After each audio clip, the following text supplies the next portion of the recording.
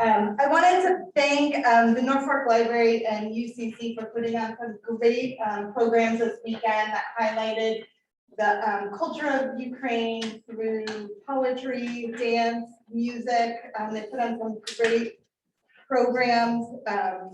The library has also compiled a list of resources for Ukraine, and on our website, the Norfolk Foundation, we got a link to it. We also have a link to Assist Ukraine for more information about the organization you're going to hear about tonight. We also are recording this, so in the next week you'll see it on our website and in some of our e-blogs, so you'll be able to access it, and people that couldn't be here.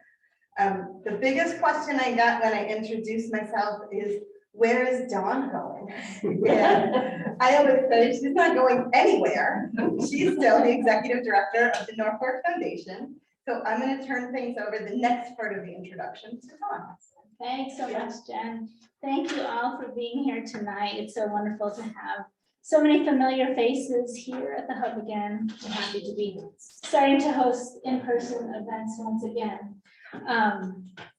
And I'm so thrilled to introduce Garrels tonight to all of you, which 99% of you already know her, related to her, with a long life with her.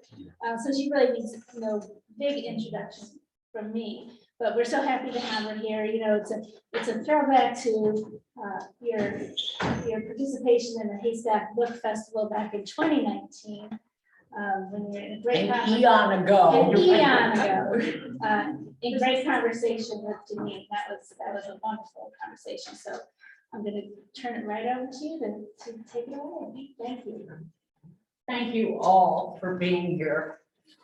You know, as you can imagine, because I've been a correspondent in the former Soviet Union and Russia and the former republics, when this war emerged, I thought I had to go. Well, luckily, the passport gods got in my way. I hadn't checked my passport through COVID, and it was almost expired, which was just as well because, you know, I had some health issues and I couldn't even lift the damn backpack that I put together. So I spoke to a friend at about that moment, coincidentally.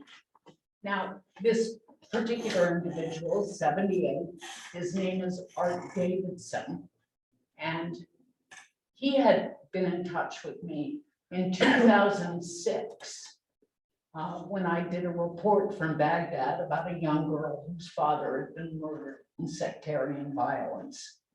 And he emailed me and said he wanted to help her and her family, what was left of her family. And I thought then, oh, nice, you know, an emotional response. And a lot of people had a nice driveway moment and then didn't do anything particularly.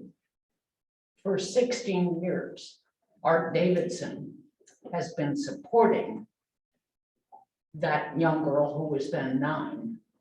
She is now a graduate student at the University of Victoria, thanks to him and her own smarts, as it turns out. And he's, for all intents and purposes, become his adopted daughter. We have become very close over the ensuing years. And he said, so what are we going to do? So he and another friend of his, also 78 years old, who had been a fighter pilot in Vietnam and then had a hotel in Aspen, we formed this NGO. None of us having done anything like this before.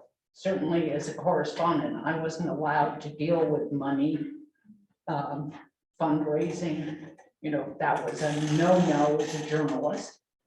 The learning curve has been steep, but we have been remarkably successful.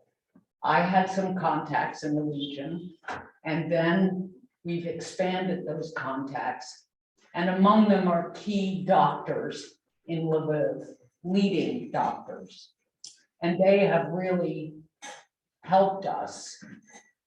You know, a lot of well-intentioned organizations at this point, you know, want to send in stuff.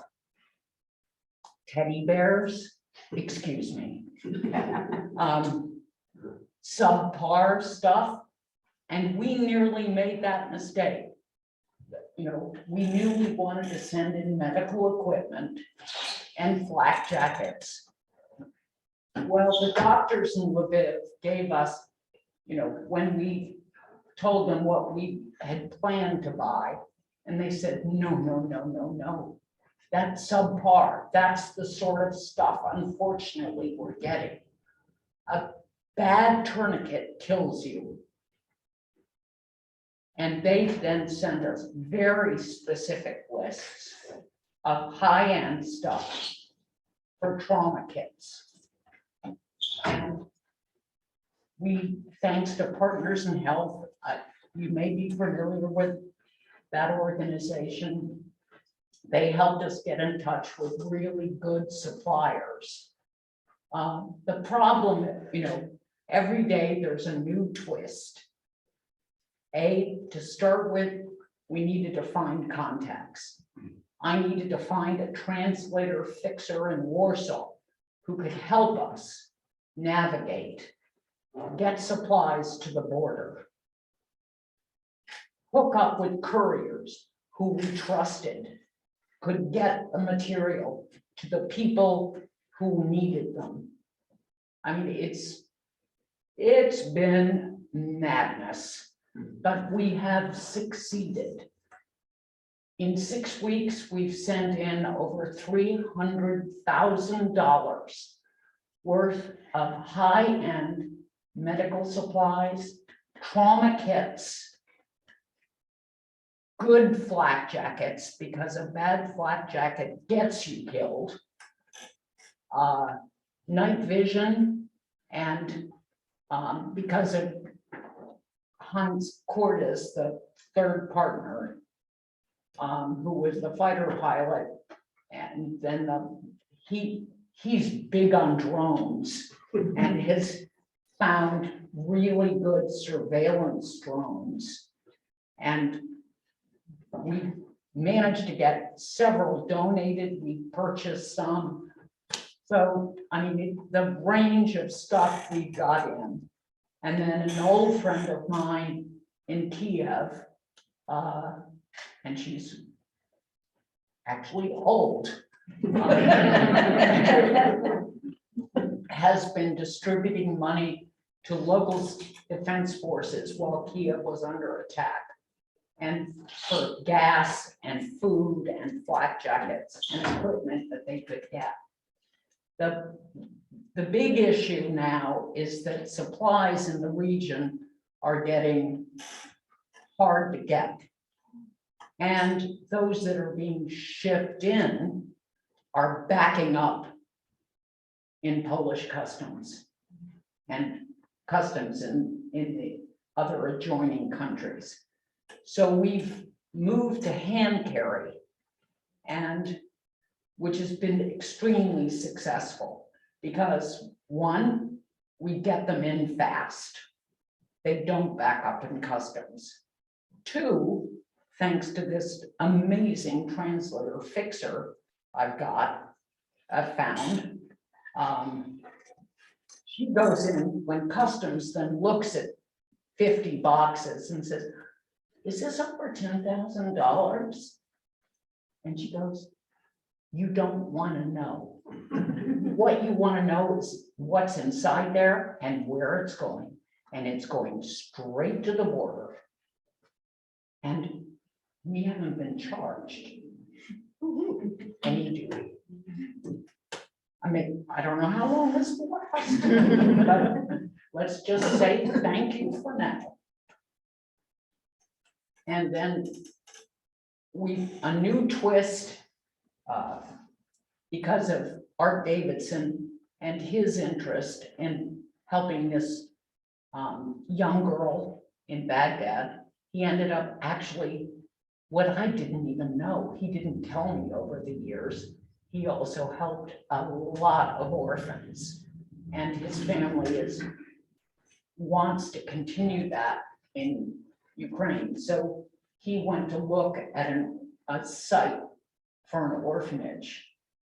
It's still pretty primitive. It was a former summer camp.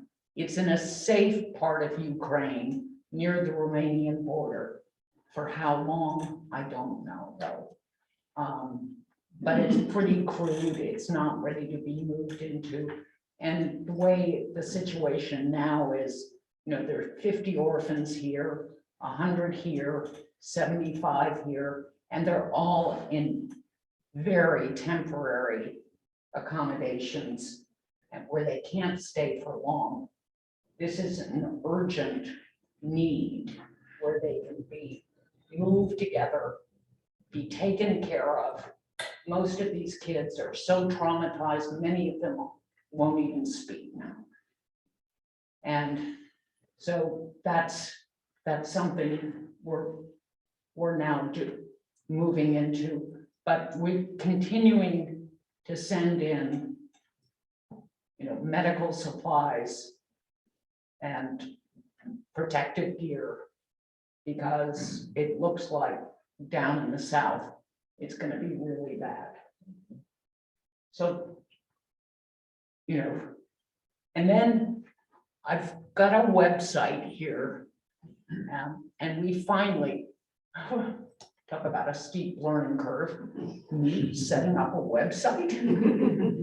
But thanks to Babs Perkins in town, she helped me, and a bit getting electronic, payment. I mean, these were not things I was good at, to put it mildly. None of us were, in fact, of the three of us. So we finally got a professional looking website with donation buttons. You can send money electronically or send a check. And it's assist.ukraine.org. And we plan to thank each person who contributes, thank them personally. At the moment, we haven't quite got there yet. It's been a little dizzy making, but everyone will get a response from us. So, got any questions? Well, just bravo. And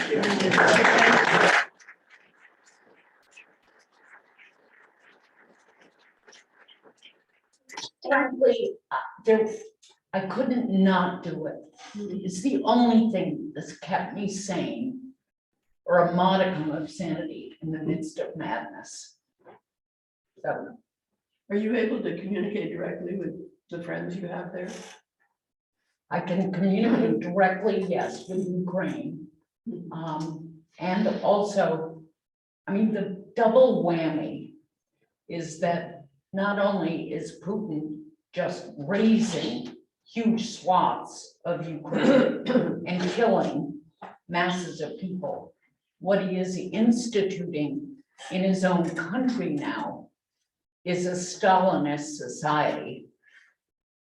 Friends of mine are terrified and ashamed because they're too scared to go and protest. They face, if you do, you face possibly 15 years in prison.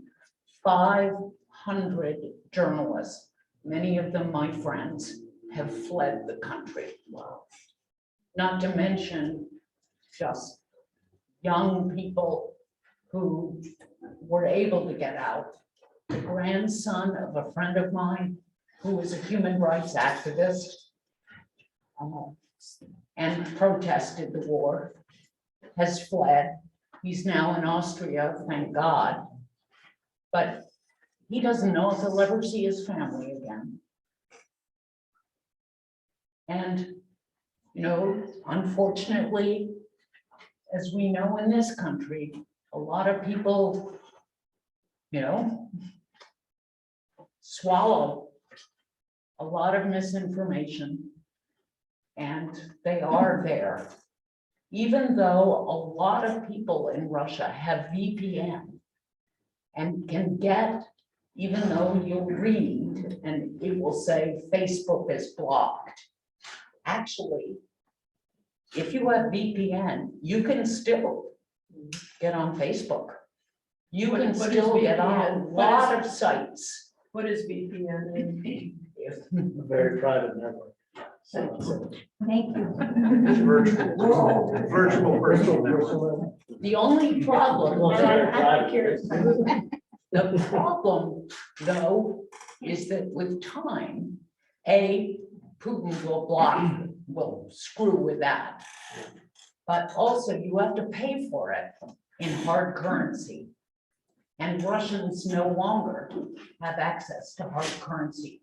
Those who live in the country, they no longer have valid international credit cards. So how they're going to pay for continued VPN is a real issue. Hard. People have to want to access that information too. That's right. Right. They have to want to access. And that's what I'm curious about, And- is aren't plenty of Russians just sort of happy to take whatever the state media is telling them? You know, it's hard to know because people are afraid to tell pollsters the truth. There is no question that when friends of mine are totally against the war, appalled. Contacts, acquaintances,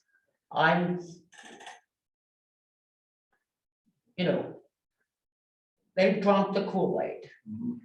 They believe what Putin says, or not all of them by any means, or they're afraid to even begin to discuss it. And I'm sure you've seen news reports that school kids are recording their teachers if they even question the war or question the military incursion because it's not a war, and record it, and then just as in Stalin's time, then go and take the recording to the local FSB, KGB office. This is what's going on, and this has happened to 2 friends of mine. So this is not just incidental.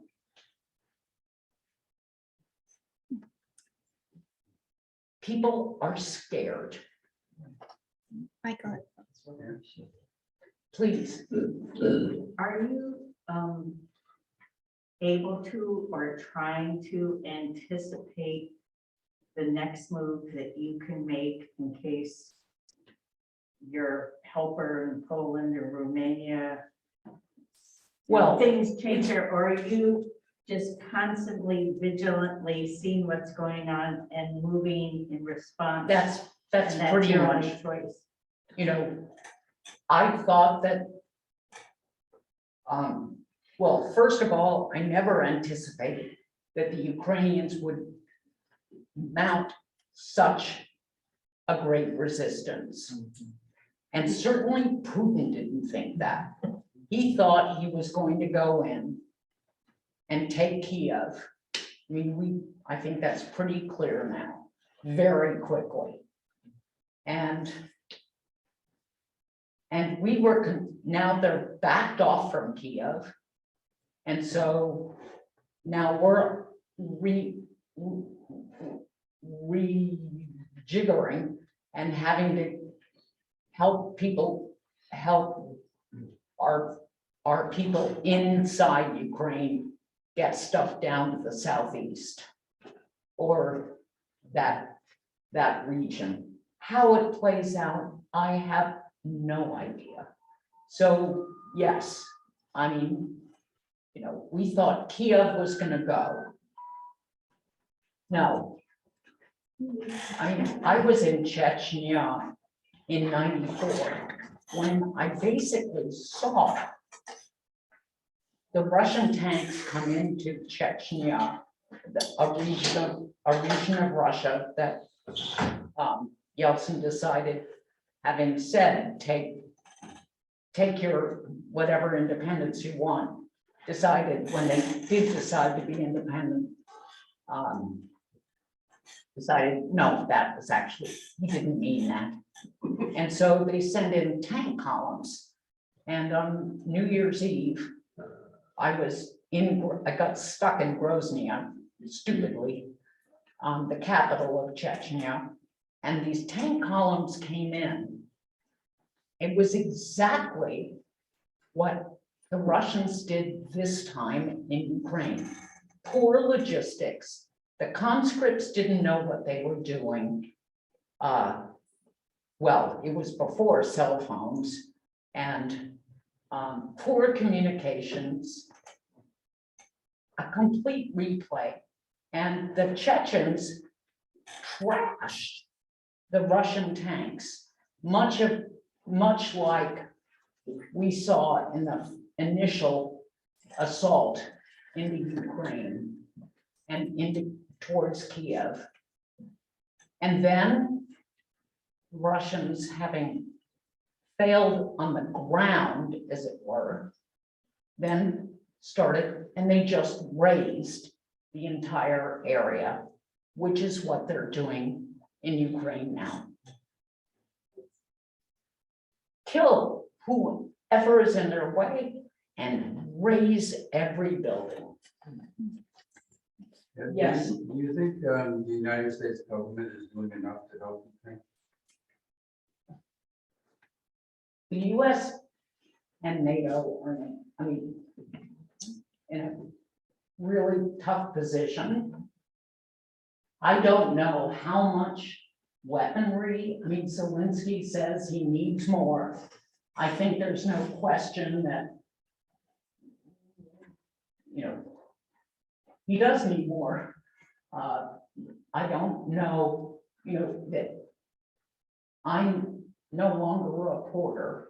I'm not in Washington talking to the Pentagon about what they're sending in. And also, as I'm sure we'll see in the news reports, we're not seeing what they're sending in or any details about it for obvious reasons.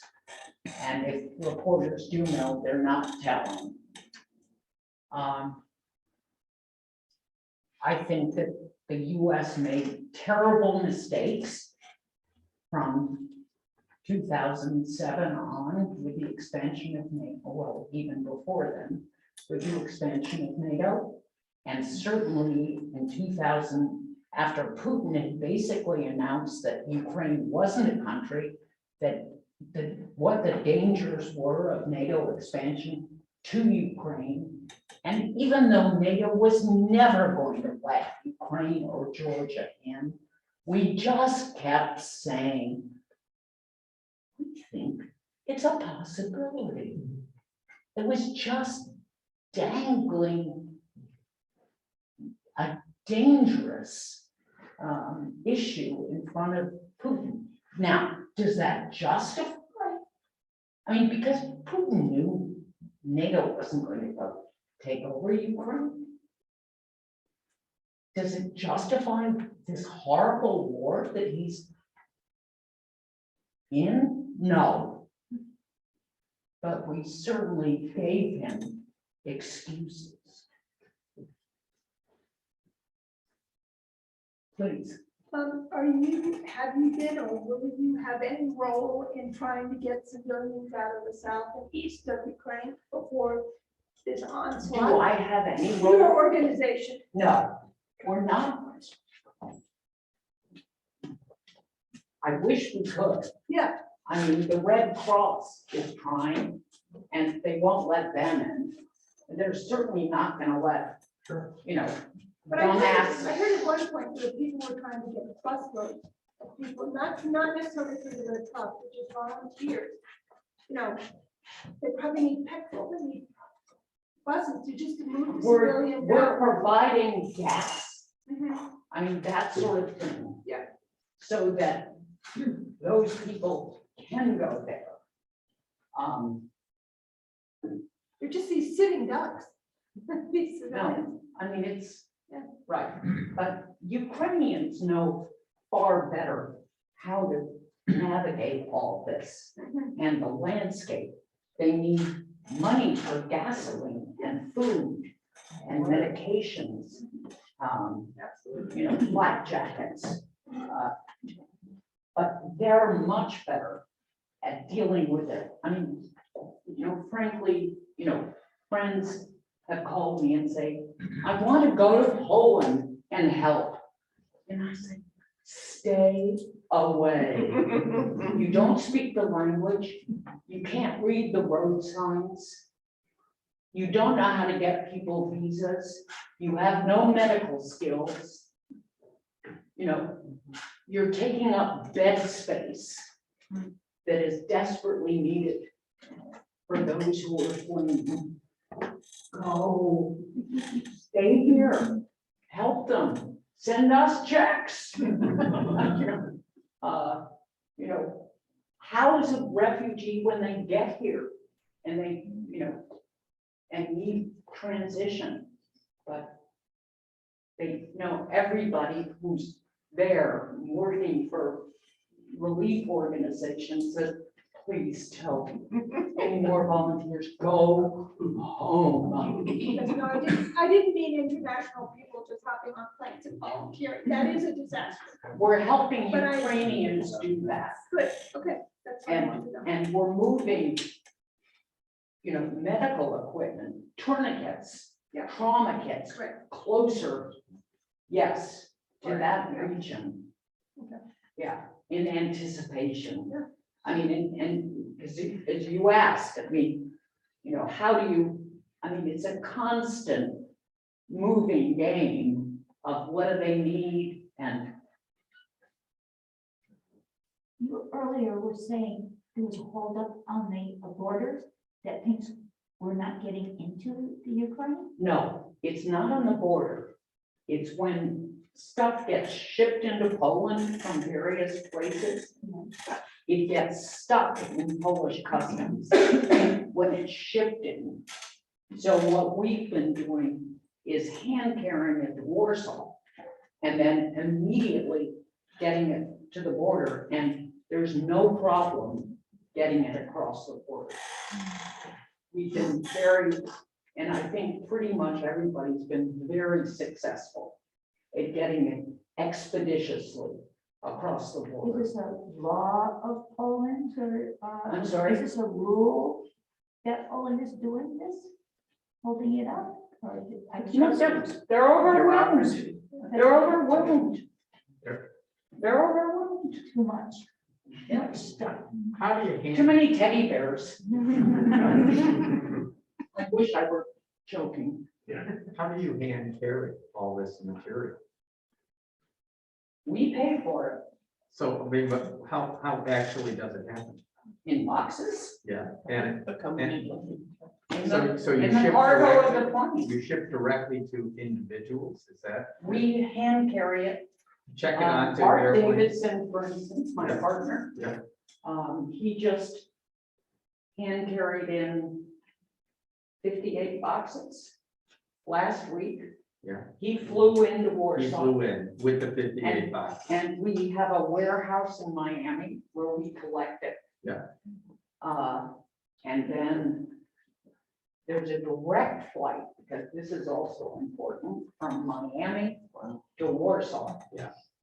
So we specifically have a warehouse in Miami where we collect the medical supplies and drones, whatever.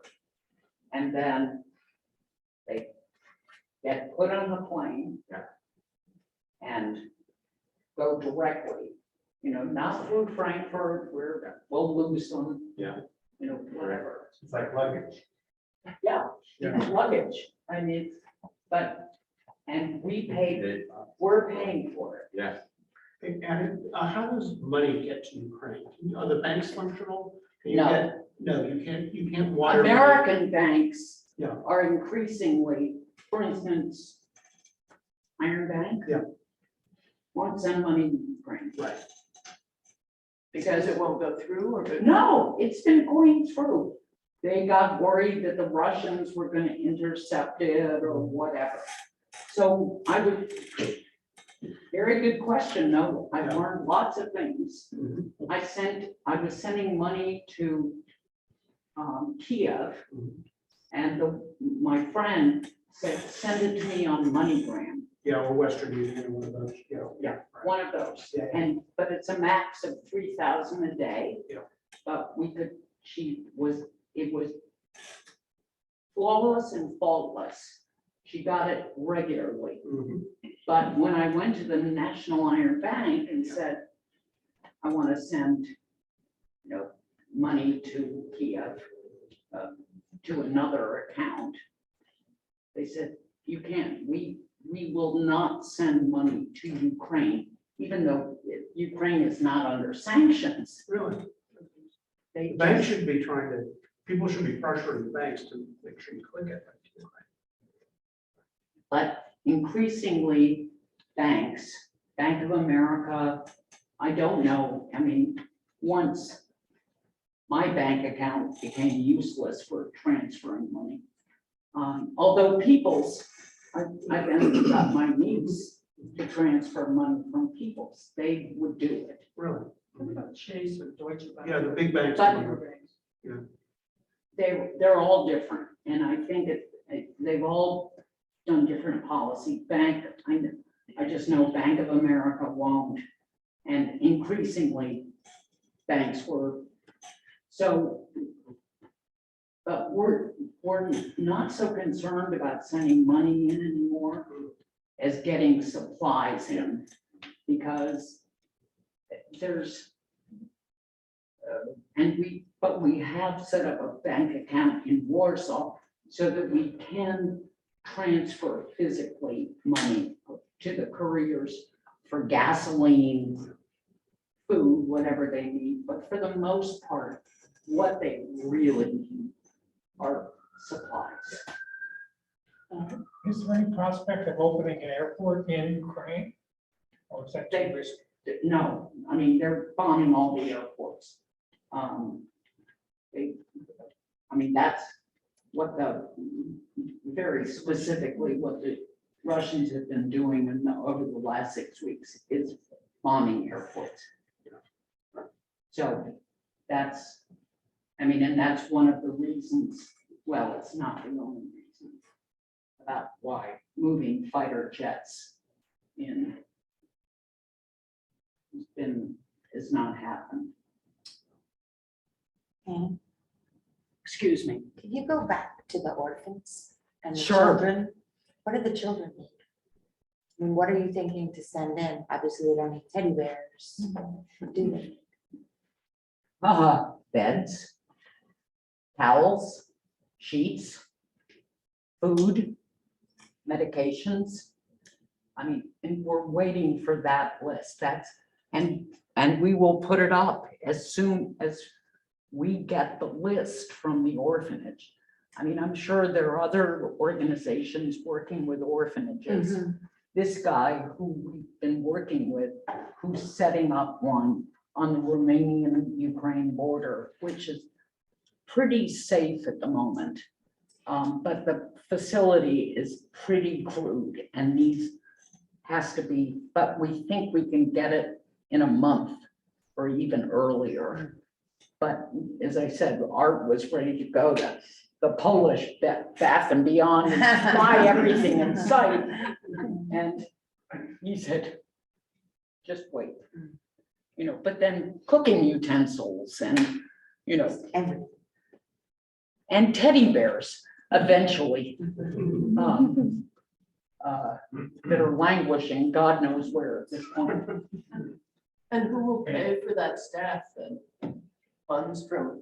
Yeah. Yeah, they'll be, people will be paid to care. That will, yes. And in your experience, with the refugee situation, what has America done in the past for refugee situations, and what do you think, where do you see us with this situation? But we were slow to accept them. And it's still, the details, we've been very specific. We could be, we're dealing with Ukrainians inside Ukraine. Right. So I'm not an expert on this. I just know what I read, which at this point is extremely vague about how they're going to get here, when they're going to get here, what's going to be done to help them. I know none of that. And does anybody know? It's been extremely vague. I'm not impressed on that front. Well, the president said 100, welcoming 100,000. 100,000, but those are words, because the I know. actual thing is not. No, there's no flesh to it. And no, it pisses me off.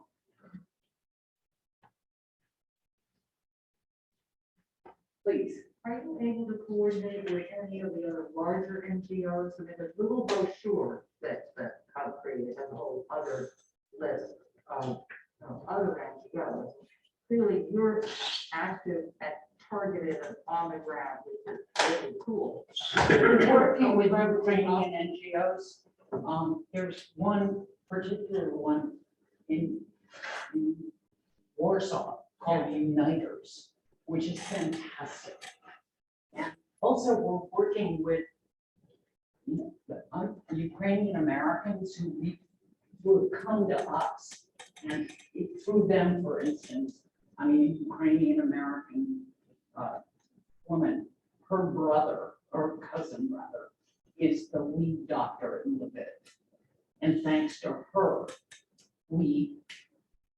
and she didn't have none of us had an organization 6 weeks ago.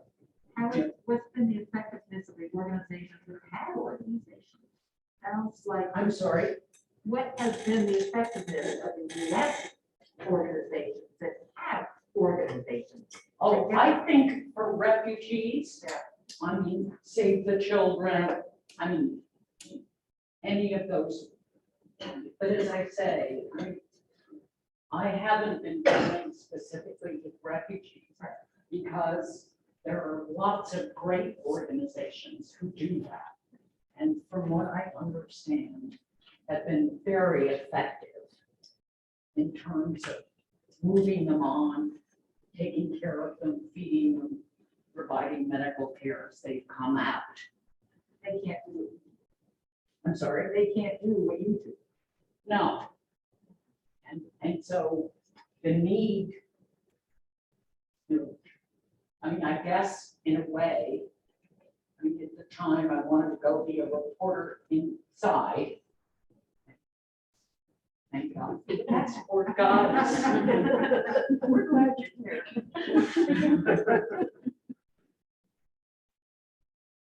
But, somebody asked me this morning, well, what happens when, you all ask really good questions when you're here.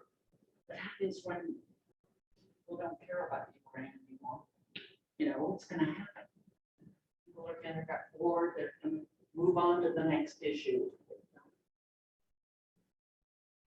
And I hope that doesn't happen. Because the devastation that's going on is extraordinary. We think that we would have evolved better than this. I'm sorry? Since you are no longer a reporter, I'm hoping you can be a fortune teller, not really. But honestly, when we read, recently that people are saying this war could go on for years, is that something that you think likely possible, or are you just not even trying to figure it out? I think it certainly go on for a long time. I'm not sure years. Yeah. Because my fear is that what or fear, or, I mean, Putin has to, he miscalculated big time. He did not anticipate the Ukrainian response, let alone the global response. After all, he said Ukraine doesn't exist as a country. So, you know, and they're Nazis. So at this juncture, I think he's ratcheted down. What he wants is to get the East and the South. I think the irony is the East was the Ukrainian industrial heartland. Not anymore. But the South is the coast to the sea and is also extremely rich in gas.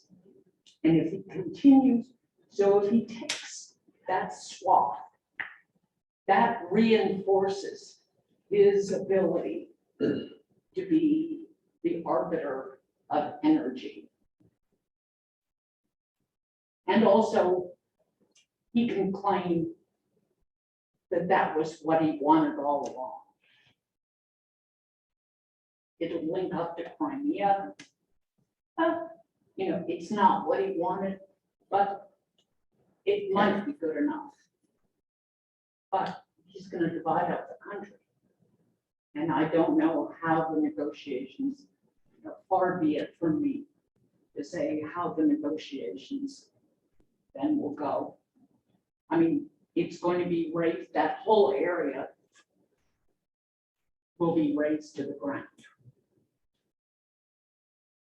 If it's anything like what I saw in Chechnya, there won't be a building left.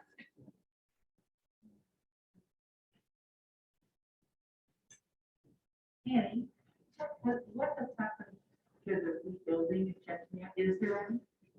You're looking, so we say 20 years hence. What's the situation there now? What is Grozny?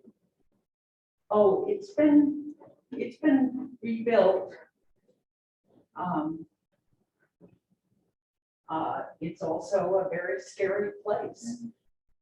I mean, it's run by an Islamic fundamentalist who Putin tolerates because he's loyal to Putin, but runs his own enclave with an iron fist. And his fighters are brutal. His regime is brutal. And now, guess what? There are Chechen fighters being sent in to Ukraine.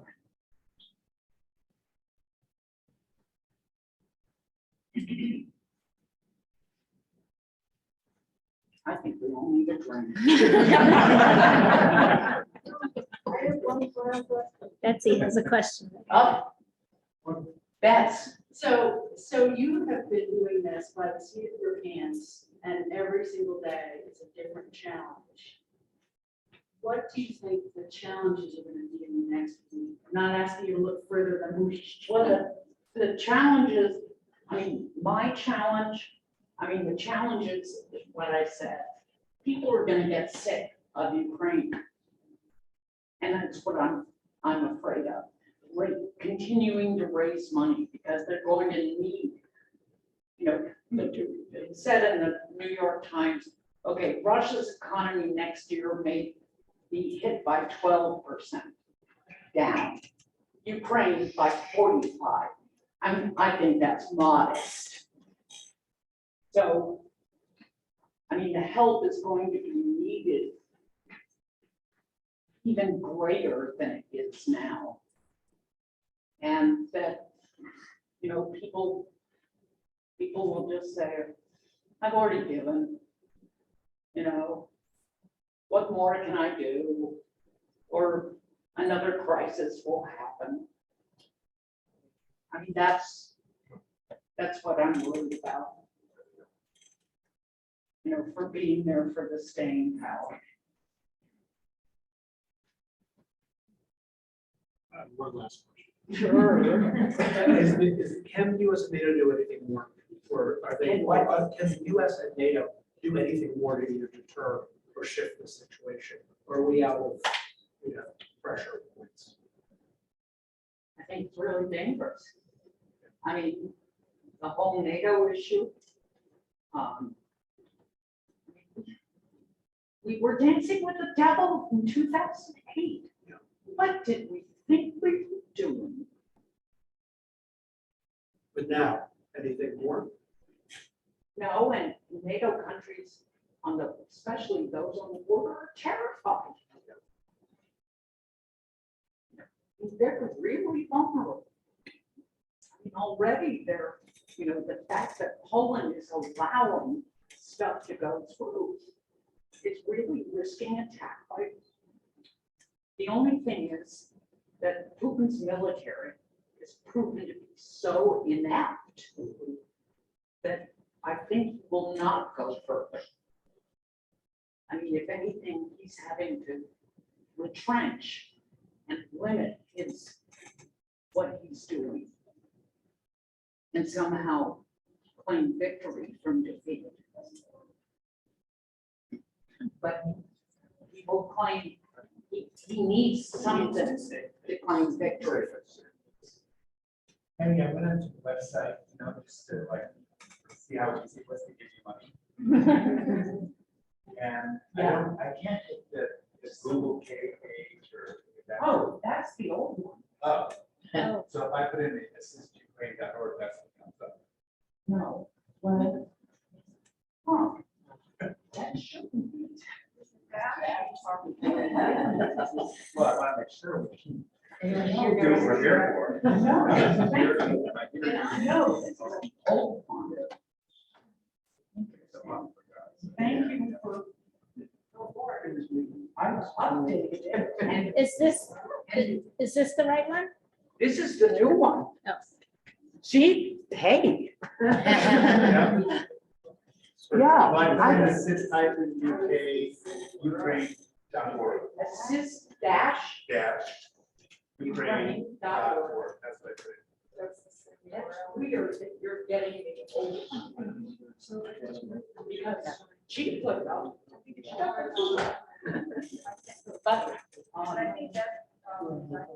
if you go, Well, I tried at home, maybe it's just the. .org. It's dash. Oh, sure, of course. Well, dash. yes. Dash.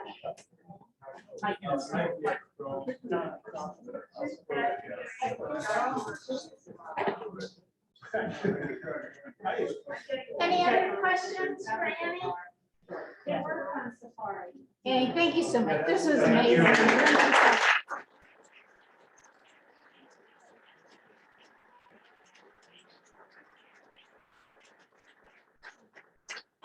For being here this evening.